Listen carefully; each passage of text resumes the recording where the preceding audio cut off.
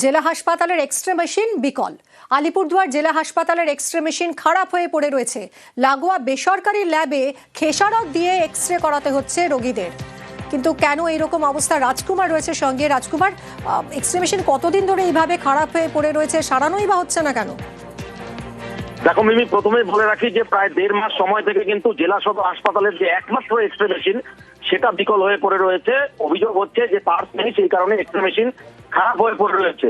দ্বিতীয় আরেকটি চাঞ্চল্যকর অভিযোগ বলছি, সেটা হচ্ছে হাসপাতালের এই এক্সরে মেশিন খারাপ হওয়ার জন্য সংলগ্ন যে বেসরকারি এক্সরে ল্যাবগুলো আছে সেগুলোতে 100 টাকার জায়গায় 500 টাকা নিয়ে এক্সরে করানো হচ্ছে।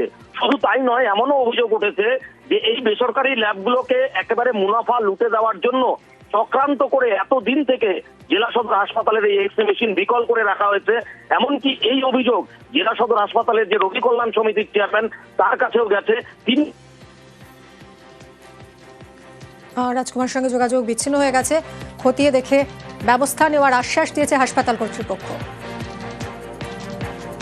ইঞ্জিনিয়াররা চলে এসছে, একটা পার্টস এসছে, আরো 2টো পার্টস আসা বাকি। আগামীকালকে বাকি পার্টসগুলো আসার কথা। মনে হচ্ছে 2-3 দিনের মধ্যে সমস্যার সমাধান হয়ে যাবে। আমার কাছে সুনির্দিষ্ট কোনো যদি অভিযোগ আসে, যদি কোনো নির্দিষ্ট নামে অভিযোগ আসে, আমি প্রয়োজনে সেই সেন্টারটাও ভিজিট করে আমি যথোপযুক্ত অভিযোগ জানাতে আমি প্রস্তুত আছি।